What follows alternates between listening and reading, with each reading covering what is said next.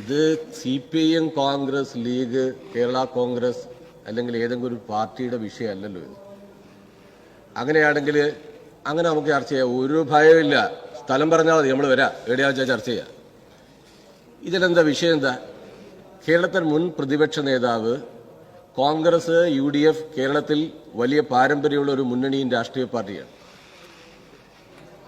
ശ്രീനാരായണ ഗുരു, വാഗ്ബടാനന്ദൻ, സഹോദരൻ അയ്യപ്പൻ, ചാവറ കുര്യാക്കോസ് ഏലിയാസ് അച്ഛൻ, മക്തിത്തങ്ങൾ, മന്നത്ത് പത്മനാഭൻ, ഇതൊക്കെ കേരളത്തിലെ സാമൂഹ്യ നവീകരണ പ്രസ്ഥാനത്തിന്റെ നേതാക്കന്മാരായിരുന്നു. അവിടുന്ന് ആദ്യകാല കോൺഗ്രസ്, സോഷ്യലിസ്റ്റ്, കമ്മ്യൂണിസ്റ്റ് പാർട്ടിയുടെ നേതാക്കന്മാർ ആ മുദ്രാവാക്യം കേരളത്തിൽ ഏറ്റെടുത്തു. കേരളം എന്നത് ഒരു പരിഷ്കൃത ജനാധിപത്യ സമൂഹത്തിലെ മെച്ചപ്പെട്ട സാമൂഹ്യ സാംസ്കാരിക ജീവിതമുള്ള ഒരു നാടായി. ആ പാരമ്പര്യമാണ് ഇന്ത്യക്ക് തന്നെ, ലോകത്തിന് തന്നെ മാതൃകയായിട്ടുള്ള ഒരു ജീവിത സംസ്കാരത്തെ ഏറ്റവും ശക്തമായിട്ട് നമ്മൾ ഉയർത്തിപ്പിടിക്കുന്നു. പക്ഷെ സമീപകാലത്ത് താമരശ്ശേരി ഉണ്ടായ വിഷയവും നമ്മുടെ വെഞ്ഞാറമൂടുള്ള ചെറുപ്പക്കാരന്റെ ഭാഗത്തുനിന്നുണ്ടായ വിഷയവും CPM, കോൺഗ്രസ് വിഷയമാണോ? മുൻ പ്രതിപക്ഷ നേതാവിന്റെ ഭാഗത്ത് നിർഭാഗ്യരെന്ന് പറയട്ടെ, അങ്ങേയറ്റ അപക്വമായ, അസാധാരണമായ പ്രതികരണമാണ് ഉണ്ടായത്. ഇത് കേരളത്തിന്റെ ഒരു പൊതുസമൂഹം ഏറ്റെടുക്കേണ്ട വിഷയമല്ല. നമ്മുടെ കുഞ്ഞുങ്ങൾ ലേൺ വിതൗട്ട് ലിമിറ്റ് എന്നതാണ് പുതിയ സ്ലോഗൻ. നമ്മളാരും സ്കൂളിൽ പഠിച്ച പോലെ അല്ല ഒരു ക്ലാസ് മുറിയുടെ അധ്യാപകനും ട്യൂഷൻ സെന്റർ എന്നതല്ല. ലോകത്താർക്കും തടഞ്ഞു വയ്ക്കാൻ പറ്റാത്ത നിലയിൽ അറിവ് ശേഖരിക്കാൻ സ്വമേധയാ ഒരു അധ്യാപകന്റെ ആവശ്യമില്ല ഇന്നൊരു കുട്ടിക്ക് കാര്യങ്ങൾ അറിയാൻ. അത് നല്ല കാര്യത്തിൽ മാത്രമല്ല, അത് ഏത് തെറ്റായ കാര്യവും അതിവേഗതയിൽ അറിയാൻ കഴിയുന്ന സാങ്കേതിക വിദ്യയുടെ വളർച്ച നമ്മളാരും പഠിച്ചതുപോലെ അല്ല അവർ പഠിക്കുന്നത്. അവർ പഠിക്കുമ്പോൾ അവരെ ആ പഠനത്തിന്റെ ഭാഗമായിട്ട് എല്ലാ കാര്യങ്ങളും വരും. അങ്ങനെ വരുമ്പോൾ ശരിയും തെറ്റുമായ വഴിയിലേക്ക് അവർക്ക് എല്ലാത്തിലും ജയിക്കണം. ഒരു ദുർവാശിയാണ്. ബഹുമാനപ്പെട്ട PW മിനിസ്റ്റർ രാവിലെ ഹ്രസ്വമായിട്ട് ഇവിടെ പറയുന്നത്. അവരൊന്നിലും ഇതിലേറ്റവും പ്രഥമ കക്ഷി എന്ന് പറയുന്ന കുടുംബമാണ്. രണ്ടാമത്തത് പൊതുസമൂഹമാണ്. വേറെ ആരെങ്കിലും ഒരു കുട്ടി തെറ്റ് ചെയ്താൽ അത് കുമാരേട്ടന്റെ മോനാടാ, എന്റെ മോനല്ല, അവനെ തെറ്റിയാൻ പാടില്ല എന്ന് ഇടപെടുന്ന ഒരു പൊതുസമൂഹം കേരളത്തിൽ ശക്തമായിരുന്നു. അണുകുടുംബായിട്ട് മാറി. ആരും ആരുടെ കാര്യത്തിൽ ഇടപെടുന്നില്ല. എല്ലാവർക്കും സർവതന്ത്ര സ്വാതന്ത്ര്യം. അതൊരു ദുരഭിമാന ബോധമായിട്ട് കുടുംബം എടുക്കുന്നു. കലോത്സവം മുതൽ പരീക്ഷ മുതൽ നാട്ടിൽ നടക്കുന്ന ചെറിയ മത്സരങ്ങളിൽ പോലും എന്റെ മകൻ ജയിക്കണം എന്നൊരു അതികഠിനമായ വാശി ആ സ്പിരിറ്റ് ഈ കുട്ടിയിലേക്ക് ഉത്പാദിപ്പിക്കുന്നു. പരാജയം എന്തോ വലിയ അപകടമാണ്. മഹാത്മാഗാന്ധിയുടെ ഒരിക്കലും വിദ്യാർത്ഥി, ഗാന്ധി എന്താണ് ജനാധിപത്യം? ഗാന്ധി പറഞ്ഞ ശ്രദ്ധേയമായ കമന്റ് ഉണ്ട്. ഒരു ഓട്ട മത്സരത്തിൽ ഓടി ജയിക്കുന്ന ഒരാൾ ചിന്തിക്കേണ്ടത്, ഞാൻ ഒറ്റയ്ക്ക് ഓടിയത് കൊണ്ടല്ല ജയിച്ചത്, എന്റെ കൂടെ ഓടാൻ ആളുള്ളത് കൊണ്ടാണ് ഞാൻ ജയിക്കുന്നതെന്ന് ചിന്തിക്കാൻ പറ്റിയാൽ അയാൾ ഒരു ജനാധിപത്യവാദിയാവും എന്നാണ്. ഈ ഒരു കൂട്ടായ്മ, സൗഹൃദം, അന്തരീക്ഷം, അതിന്റെ ഭാഗമായിട്ടുള്ള ഒരു ജീവിത സംസ്കാരം, ആ ജീവിത സംസ്കാരത്തെയല്ലേ നാം തിരിച്ചു കൊണ്ടുവരാൻ ശ്രമിക്കേണ്ടത്. ജീവിതത്തിൽ എപ്പോഴും നാം ജയിച്ചുകൊണ്ടിരിക്കില്ല. നമ്മുടെ എല്ലാം ഇവിടെ ഇരിക്കുന്ന പരിണിതപ്രജ്ഞരായ നിയമസഭാ സാമാജികന്മാർ ഉൾപ്പെടെ നമ്മുടെ വ്യക്തിപരമായ, രാഷ്ട്രീയപരമായ ജീവിതം എടുത്താൽ നാം ജീവിതത്തിൽ എപ്പോഴും ജയിച്ചുകൊണ്ടിരിക്കുകയായിരുന്നോ? എത്രയോ പരാജയങ്ങൾ നമ്മൾ ഏറ്റുവാങ്ങിയിട്ടുണ്ട്. ആ സമചിത്തതയോടെ ജീവിക്കാൻ അവരെ പ്രാപ്തരാക്കുക എന്ന പുതിയ തലമുറയിൽ കാണുന്ന ഈ ഒരു ദുർവാശിയെ തടയുക, അതിൽ ഒരുമിച്ച് നിൽക്കുക അല്ലേ നമ്മൾ വേണ്ടത്? കൊലപാതകത്തിന്റെ കണക്ക് പറയണോ? കേരളത്തിൽ ഏറ്റവും കൂടുതൽ ആളെ നഷ്ടപ്പെട്ട ഒരു രാഷ്ട്രീയ പാർട്ടിയുടെ പ്രതിനിധിയാണ് ഞാൻ. കേരളത്തിൽ ഏറ്റവും കൂടുതൽ ഒരു പാർട്ടിക്ക് കൊല ചെയ്യപ്പെട്ട ആളുണ്ടെങ്കിൽ ആ കൊല ചെയ്യപ്പെട്ട ആളുടെ പ്രതിനിധിയായിട്ട് നിയമസഭയിൽ നിൽക്കുന്ന ആളാണ് ഞാൻ. SFI വിദ്യാർത്ഥി സംഘടനയുടെ സംസ്ഥാന അതിന്റെ ഭാരവാഹിത്വത്തിൽ പ്രവർത്തിച്ച ഒരാളാണ്. പൊളിറ്റിസൈസ് നടക്കുന്നു ക്യാമ്പസിൽ, സ്കൂളിൽ. എല്ലാവരും വലിയ ബഹുമാനപ്പെട്ട കോടതി ഉൾപ്പെടെ സമൂഹത്തിലെ ചില ഉപരി ജീവിത സംസ്കാരത്തിന്റെ ഭാഗമായുള്ളവര് കുട്ടികളെ രാഷ്ട്രീയം പറയാൻ പാടില്ല, അവരിത് പറയാൻ എന്താ സംഭവിക്കുന്നത്? എന്താ നമ്മൾ പഠിക്കണ്ടേ? അത് SFI, KSU, യൂത്ത് കോൺഗ്രസിന്റെ പ്രശ്നമാണോ? യൂത്ത് കോൺഗ്രസിന്റെ സംസ്ഥാന അധ്യക്ഷനുണ്ട്, DYFയുടെ നേതാക്കന്മാരെല്ലാം ഈ സഭയിലല്ലേ? നിങ്ങളുടെ സംഘടനയുടെ പോരായ്മയായിട്ട് നിങ്ങൾ അതിനെ കാണോ? അങ്ങനെയാണോ ഈ വിഷയത്തെ നമ്മൾ കാണേണ്ടത്? ഏതെങ്കിലും രാഷ്ട്രീയ പാർട്ടിയുടെ പോരായ്മയായിട്ടാണോ? ഗവൺമെന്റിന്റെ പോരായ്മയാണോ? ഞാൻ ഉറപ്പിച്ചു പറയാ, പിണറായി വിജയൻ എന്ന നമ്മുടെ മുഖ്യമന്ത്രി കഴിഞ്ഞ 9 വർഷക്കാലത്തെ കണക്കാണ് നിങ്ങൾ പറയുന്നത്. ഈ കേരളത്തിൽ അഭിമാനകരമായ നിലയിൽ ലഹരി മാഫിയെ ചെറുക്കാൻ ശക്തമായ നിലപാട് സ്വീകരിച്ച ഒരു ഗവൺമെന്റാണ് ഈ കേരളത്തിലുള്ളത്. ഇപ്പൊ ഈ കഴിഞ്ഞ ആഴ്ച ഉണ്ടായ സംഭവത്തില് ഞാൻ ചോദിക്കുന്നത്, ഡി ഹണ്ട് എന്ന പേരിൽ എക്സൈസ് ഒരു ഡ്രൈവ് നടത്തി. 2786 കേസാണ് പിടിക്കപ്പെട്ടത്. എല്ലാം എന്താ രാസലഹരിയാണ്. ഞാനൊരു ഗവൺമെന്റിനെ കുറ്റപ്പെടുത്തുന്നില്ല. ഇവിടെ UDF ഭരിച്ചിട്ടുണ്ട്, ഞങ്ങൾ ഭരിച്ചിട്ടുണ്ട്. ഉമ്മൻചാണ്ടിയുടെ പിഴവാണോ? AK ആന്റണിയുടെ പിഴവാണോ? നേരത്തെ ഇരുന്ന മുഖ്യമന്ത്രിമാരുടെ പിഴവാണോ? നിങ്ങൾ അങ്ങനെയാണോ ഈ വിഷയത്തെ കാണുന്നത്? എന്തിനാണ് ഈ വൈരനിര്യാതന ബുദ്ധിയിൽ ഊന്നിയിട്ടുള്ള ഒരു രാഷ്ട്രീയ സംസ്കാരം നാം രൂപപ്പെടുത്തിയെടുക്കുന്നത്? നമുക്ക് യോജിച്ചു നിൽക്കാൻ പറ്റുന്നില്ലേ? പുതിയ തലമുറയാണോ ഈ വിഷയത്തിൽ യോജിച്ചു നിൽക്കുക? നൽകേണ്ട മെസ്സേജ് അതാണോ? നിർഭാഗ്യകരമായ ഒരു വിലയിരുത്തലായി പോയത്. സാർ, ഈ വിശ്വനാഥ് കഴിഞ്ഞ സഭയിൽ നമ്മളെല്ലാം പിന്തുണയ്ക്കുകയല്ലേ ചെയ്തത്? ആ നിലപാടിനോട് യോജിക്കുകയാണോ ചെയ്തത്? വെഞ്ഞാറമൂട് 25 ലക്ഷത്തിലേറെ രൂപ കടമാണ് ആ പയ്യന്. 23 വയസ്സേ ഉള്ളൂ. ഇവരെടുക്കുന്ന ഒരു രീതി എന്താ? ഒരുപാട് സിനിമ, സാഹിത്യം, ഭാഷ. ഞങ്ങൾ പറയുന്നത് ഒരു പുനരാലോചന വേണം. ആ മേഖലയുള്ളവരോട് ഞങ്ങൾ പറയാണ്, പ്രണയിനി നഷ്ടപ്പെട്ടു പോയാൽ മംഗളങ്ങൾ നേരുന്നതായിരുന്നു പഴയ സിനിമാ കാലങ്ങളെല്ലാം. ഇന്ന് നഷ്ടപ്പെട്ടു പോയ പ്രണയിനെ വീട്ടിൽ കയറി കൊല്ലുക എന്നതാ മെസ്സേജ്.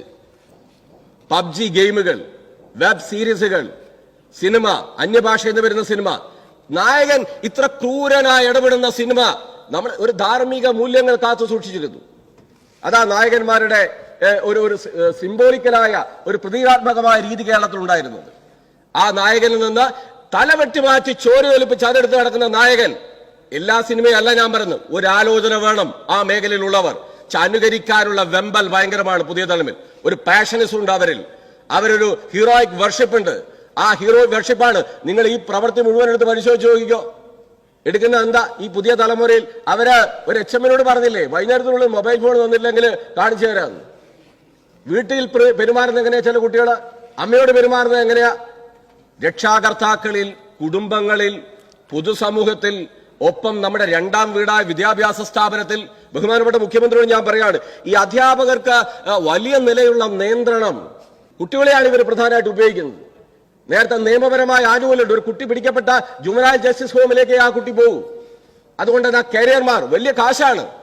ഈ ചെറുപ്പക്കാർക്ക് വലിയ കാശ് ലഭ്യമാവും. തടിയണങ്ങാതെ വലിയ കാശ് ഇതിന്റെ ഭാഗമായി ലഭ്യമാവാം. കരിയർമാരായിട്ട് വിദ്യാർത്ഥികൾ ഉപയോഗിക്കുന്നു. ബഹുമാനപ്പെട്ട മുഖ്യമന്ത്രി, ഈ ഭാഗം കൂടി നമ്മൾ പ്രധാനമായിട്ട് ഒരു ശ്രദ്ധയോടുകൂടി കാണേണ്ട ഒരു പ്രധാനപ്പെട്ട കാര്യമാണ്. അധ്യാപകർ, രണ്ടാം വീടായ വിദ്യാലയം, അവിടെ എല്ലാ സ്കൂളിലും ജാഗ്രതയോടെ ഇടപെടുന്ന ഒരു കൂട്ടം അധ്യാപകരുണ്ടായിരുന്നു. ആ അർത്ഥത്തിലേക്ക് നമ്മൾ പ്രധാനമായിട്ട് പോകേണ്ടിയിരിക്കുന്നു. സാർ, ഇത് കേരളത്തിലെ പുതിയ തലമുറയിൽ സംഭവിച്ചുകൊണ്ടിരിക്കുന്ന അപകടകരമായ ഒരു ജീവിത സംസ്കാരമാണ്. അതിൽ കക്ഷി രാഷ്ട്രീയ ബന്ധമില്ല. അതിൽ കക്ഷി രാഷ്ട്രീയത്തിന്റെ അതിർവരമ്പുകളുടെ ഭാഗമായിട്ട് നമ്മൾ ഈ കാര്യങ്ങളെ ചൂണ്ടിക്കാണിക്കരുത്.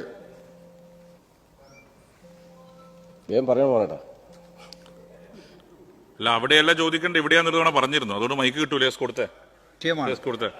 ചർച്ച ചെയ്യപ്പെട്ടുകൊണ്ടിരിക്കുന്ന വളരെ പ്രധാനപ്പെട്ട ഒരു വിഷയമാണ്. സാർ, ഇതിൽ എനിക്കൊരു അഭ്യർത്ഥന വെക്കാനുള്ളത്, ഇപ്പോൾ എൻ്റെ കൂത്തുപറമ്പ് നിയോജകമണ്ഡലത്തിൽ ജ്യോതി സമഗ്ര വിദ്യാഭ്യാസ പദ്ധതിയുടെ ഭാഗമായിട്ട് വിദ്യാലയങ്ങളിൽ ജാഗ്രതാ സമിതികൾ ഉണ്ടായിട്ടുണ്ട്. ആ ജാഗ്രതാ സമിതിയിൽ വിദ്യാർത്ഥി സംഘടനകൾ, അധ്യാപക സംഘടനകൾ, PTA, മദർ PTA ഒക്കെ തന്നെ ജനപ്രതിനിധികളും ചേർന്നുകൊണ്ട് അങ്ങനെ ചേരുമ്പോൾ ഓരോ വിദ്യാലയത്തിലും ഇതിൻ്റെ നമ്മൾ ഉദ്ദേശിക്കുന്ന ലക്ഷ്യത്തിലേക്ക് കടത്തുവാൻ കഴിയും. അതുകൊണ്ട് ഇത്തരം സംഭവങ്ങൾ ഇല്ലാതാക്കാനുള്ള ശ്രമം നടത്താൻ ഇതുകൂടി ഉപകരിക്കത്തക്കതല്ലേ? ബഹുമാനപ്പെട്ട മോനേട്ട് MLA പറഞ്ഞ പോലെ ഒരുപാട് MLA-മാര് അതിൽ LDF, UDP മണ്ഡലങ്ങളിൽ വൈവിധ്യപൂർണമായ പരിപാടികൾ നടക്കുന്നുണ്ട്. ഇങ്ങനെ നമുക്കൊരു കൂട്ടായ ശ്രമം നടത്താം. ആ ശ്രമം പുതിയ തലമുറയെ എങ്ങനെ, ചെറിയ കുട്ടികള് നഞ്ചക്കുമായിട്ട് സ്കൂളിലേക്ക് പോവുക, താമരശ്ശേരി പയ്യന് സംഭവിച്ച ഇന്റേണൽ ബ്ലീഡിംഗ് ഉണ്ടാകുക, ഇതാരെങ്കിലും പ്രതീക്ഷിക്കുന്ന ഒരു കാര്യമാണ്. പോലീസിന് അങ്ങനെ കരുതാൻ കഴിയുമോ? ഏത് കാലത്ത്? ഇപ്പോ അങ്ങ് ആഭ്യന്തരമന്ത്രി ആയിരുന്ന ആളല്ലേ. അങ്ങയുടെ കാലത്ത് നടന്ന അക്രമങ്ങൾ മുഴുവൻ ആ ഗവൺമെന്റിന്റെ ഏതെങ്കിലും രാഷ്ട്രീയ പോരായ്മയുടെ ഭാഗമായിട്ടാണോ? അങ്ങനെ പ്രതീക്ഷിക്കാൻ നടന്നിപ്പോ നമ്മൾ വണ്ടി ഓടിച്ചു പോകും, എല്ലാവരും ഓടിച്ചു പോകുന്നല്ലേ സാറ? ഒരു മിനിറ്റ്, ഓടിച്ചു പോകുന്നതല്ലേ? ആ ഓടിച്ചു പോകുമ്പോ ഒന്ന് ഓവർടേക്ക് ചെയ്താൽ പറയുന്ന ഭാഷ എന്താ? ഇത് ഈ കാര്യത്തിൽ മാത്രമാണോ? ഒരു രാസലഹരിയുടെ ഭാഗമായി ചിലര് ഏതർത്ഥത്തിലുള്ള മോശമായ പെരുമാറ്റം ഉണ്ടാകുന്ന നിലയിലേക്ക് പോവാണ്. സാർ, ഞാൻ ബഹുമാനപ്പെട്ട മുഖ്യമന്ത്രിയോട് അഭ്യർത്ഥിക്കുകയാണ്, മതസംഘടനകൾ, സാമുദായിക സംഘടനകൾ, മതമേലധ്യക്ഷന്മാർ കേരളത്തിലെ അങ്ങ് കോവിഡ് കാലത്ത് നടത്തിയ പോലെ ഒരു എൻറ്റയർ ആയിട്ടുള്ള ഒരു മാസ് ഇടപെടൽ കേരളത്തിൽ നടത്തിയാൽ നമുക്കിതിനെ പ്രതിരോധിക്കാൻ കഴിയും. അതിന് കഴിയുന്ന ഒരാളാണ് കേരളത്തിലെ മുഖ്യമന്ത്രി കസേരയിൽ ഇരിക്കുന്നത്. പ്രതിപക്ഷത്തിന്റെ പൂർണ്ണമായ സഹകരണം ഉണ്ടെന്ന് ബഹുമാനപ്പെട്ട പ്രതിപക്ഷ നേതാവും ഉപനേതാവും ഇവിടെ പറഞ്ഞു കഴിഞ്ഞു. ഇതിലൊരു കക്ഷി രാഷ്ട്രീയത്തിന്റെ അതിർവരമ്പുകൾ നാം കാണാനേ പാടില്ല. അങ്ങനെ കണ്ടാൽ നഷ്ടപ്പെടുന്ന ഒരു വലിയ തലമുറ നമ്മുടെ നാട്ടിലുണ്ടാവും. ഒരുപാട് വീടുകളിൽ പുറത്ത് പറയുന്നില്ല, കഴിഞ്ഞ സഭയിൽ തന്നെ പറഞ്ഞില്ലേ, ഉണ്ടാവുന്ന ദുരനുഭവങ്ങൾ. സാർ, മുതലാളിത്തം ലാഭകേന്ദ്രീകൃതമായി പ്രവർത്തിക്കുന്ന ഒരു വ്യവസ്ഥയ്ക്ക് കീഴിലാണ് നമ്മൾ പ്രവർത്തിക്കുന്നത്. ആ ലാഭകേന്ദ്രീകൃതമായി പ്രവർത്തിക്കുന്ന സമൂഹത്തിൽ അവരെല്ലാരെയും അവരുടെ ജീവിതത്തിന്റെ അവരുടെ ലാഭത്തിന് വേണ്ടി ഉപയോഗിക്കുകയാണ്. ഇത് കണ്ടോണ്ട് നമുക്ക് ആ സമൂഹത്തിൽ സംഭവിച്ചിരിക്കുന്ന ഈ അപജയത്തെ നേരിടാൻ ഒറ്റക്കെട്ടായി എല്ലാവരും ഒരുമിച്ച് നിന്ന് യോജിച്ച് നിന്ന് പ്രതിരോധിക്കാൻ തയ്യാറാവണം. സാർ അങ്ങിവിടെ പറഞ്ഞ പോലെ അവിടെ കോൺഗ്രസിന്റെയോ യൂത്ത് കോൺഗ്രസിന്റെയോ ഉണ്ടായ ഏതെങ്കിലും സംഭവങ്ങളെ പരാമർശിച്ച് ഈ ചർച്ചയെ മറ്റൊരർത്ഥത്തിൽ കൊണ്ടുപോകാൻ ഞങ്ങൾ ആഗ്രഹിക്കുന്നേയില്ല. ഞങ്ങൾക്കറിയാം പിണറായി വിജയൻ എന്ന നമ്മുടെ കേരളത്തിലെ മുഖ്യമന്ത്രി ഈ ഗവൺമെന്റ് എടുത്തുകൊണ്ടിരിക്കുന്ന ഒരുപാട് നിലപാടുകൾ. പഞ്ചാബിനേക്കാൾ കേസ് കൂടുതലാണ് കേരളത്തിൽ. ഇന്ത്യയിൽ ഏറ്റവും കൂടുതൽ കേസ് എടുക്കുന്നത് കേരളത്തിലാണ്. ഇവിടെ ഒരു വലിയ ശ്രമം ഇതിന്റെ ഭാഗമായിട്ട് നടത്തുന്നു. സാർ ചർച്ച ചെയ്യാൻ അങ്ങെടുത്ത നിലപാടിനെയും അതിന്റെ ഭാഗമായി ഇവിടെ നമുക്ക് യോജിച്ച് കേരളം എന്ന നമ്മുടെ നാടിന്റെ നവോത്ഥാന നായകന്മാരും ആദ്യകാല നേതാക്കന്മാരും തുടർന്ന് ഇങ്ങോട്ട് വന്ന ജീവിത സംസ്കാരവും ഒരുമിച്ച് നിന്ന് ഈ മഹാവിപത്തിനെ നമ്മുടെ തലമുറയെ രക്ഷപ്പെടുത്താൻ കഴിയുന്ന ഏറ്റവും ശക്തമായ ഇടപെടൽ മാധ്യമങ്ങളുടെ സഹായത്തോടുകൂടി, സാഹിത്യ മേഖലയുടെ സഹായത്തോടുകൂടി, സിനിമാ മേഖലയുടെ സഹായത്തോടുകൂടി, രാത്രി ചെയ്യുന്ന ക്രൈം ഫയൽ ഉൾപ്പെടെയുള്ള ബഹുമാനപ്പെട്ട മാധ്യമത്തിലെ കേരളത്തിന്റെ അതിന്റെ ഭാഗമായിട്ടുള്ളവരോട് ഞാൻ പറയുന്നു, ഒരു പുനരാലോചന നടത്തണം. ഇങ്ങനെ വിശദീകരിക്കണോ, ഇങ്ങനെ ആ കാര്യം അവതരിപ്പിക്കണോ? അങ്ങനെ എല്ലാവരും ചേർന്നുകൊണ്ട് ഇപ്പൊ നടത്തിക്കൊണ്ടിരിക്കുന്ന ഒരു കൂട്ടായ ശ്രമം, ആ കൂട്ടായ ശ്രമത്തിലൂടെ കേരളത്തിലെ സംഭവിച്ചുകൊണ്ടിരിക്കുന്ന അപകടത്തെ ഒരുമിച്ച് ചെറുക്കാം. അതിന് ബഹുമാനപ്പെട്ട മുഖ്യമന്ത്രി അങ്ങയുടെ നേതൃത്വത്തിൽ വലിയ പരിശ്രമം, അതിന് എല്ലാവിധത്തിലുള്ള പിന്തുണയും അറിയിച്ചുകൊണ്ട് ഈ നിർത്തിവെക്കണമെന്ന പ്രമേയത്തെ എതിർത്തുകൊണ്ട് ഞാൻ എന്റെ വാക്ക് അവസാനിപ്പിക്കും.